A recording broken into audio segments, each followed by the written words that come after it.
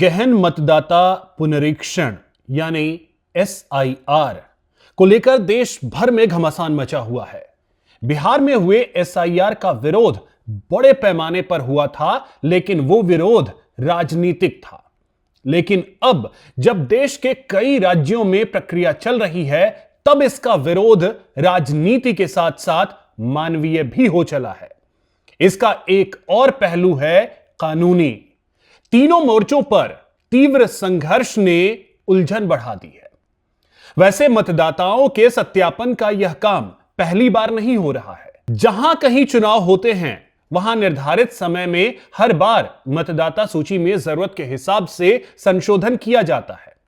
वर्तमान एसआईआर की तरह के व्यापक सर्वेक्षण पिछले 3 वर्षों से चल रहे हैं। इसके मानवीय पहलू को अगर समझें तो लगातार आ रही बीएलओ की मौत की खबरों ने चिंता बढ़ा दी है। गुजरात, मध्य प्रदेश, राजस्थान, बंगाल, केरल, तमिलनाडु और उत्तर प्रदेश से बीएलओ की मौतों की खबरें आ चुकी हैं। कम समय में काम के अत्यधिक बोझ और समय पर काम पूरा ना होने पर नौकरी पर संकट के भय ने तनाव इतना बढ़ा दिया है कि किसी को हार्ट अटैक आया, किसी को ब्रेन हेमरेज हुआ, तो किसी ने आत्महत्या जैसा रास्ता अपनाया। कुछ ने इस्तीफे दे दिए।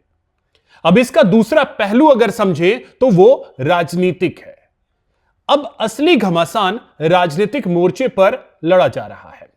एनडीए बनाम आईएनडीआईए ब्लॉक के अखाड़े में सजे हुए हैं। एनडीए का कहना है कि मतदाता सूची का सत्यापन जरूरी है ताकि नकली और असली वोटरों का पता चल सके। खासकर बंगाल और असम में बांग्लादेश या कुछ मात्रा में म्यांमार से आने वाले घुसपैठियों की बड़ी संख्या है। यह ममता बनर्जी की तृणमूल, राहुल गांधी की कांग्रेस और अखिलेश यादव की समाजवादी पार्टी का एक तरह से अगर देखें तो थोक वोट बैंक है। यदि एसआईआर में बहुत सारे नाम कट गए तो उन्हें शायद वोटों का भारी नुकसान भी हो सकता है।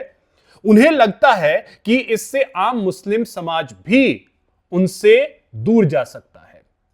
इन पार्टियों को एनआरसी और सीएए पर अमल का डर भी सता रहा है। एसआईआर को वो ये पहला कदम मान रहे हैं।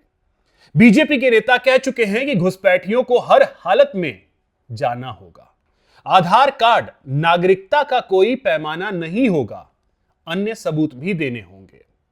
इससे घुसपैठियों और उन्हें पनाह देने वालों में घबराहट है। अब अगर कानूनी पहलू की बात करें तो मामला कोर्ट में है। केरल, तमिलनाडु, बंगाल ने सुप्रीम कोर्ट में एसआईआर को चुनौती देने वाली याचिकाएं दायर की हैं। इन पर भी फैसला आने वाला है। हालांकि याचिकाओं को सुनवाई पर लेते समय ही कोर्ट ने साफ कर दिया था कि एसआईआर की प्रक्रिया को स्थगित नहीं किया जाएगा, क्योंकि यह चुनाव आयोग का संवैधानिक अधिकार है। हां, कुछ दिक्कतें अगर आती हैं तो उसे दूर किया जाएगा। इन तीनों पहलुओं को ध्यान में रखने के बाद एक बड़ा सवाल यह सामने आता है कि बिहार जैसे बड़े राज्य में जब एसआईआर हुआ तो वहां एक भी बीएलओ की जान नहीं गई और ना ही किसी ने आत्महत्या की।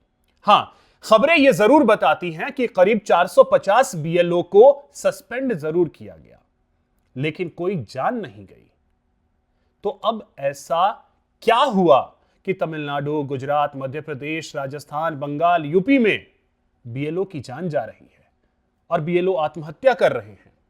चुनाव आयोग को इस पर ध्यान देने की जरूरत है। और हां, अगर काम के दबाव को ये नहीं झेल पा रहे तो बिहार के बीएलओ से काम के प्रेशर को कैसे मैनेज किया जाए, वो सीख लेने की भी जरूरत है, क्योंकि किसी भी कीमत पर जान नहीं जानी चाहिए। जय हिंद, जय भारत।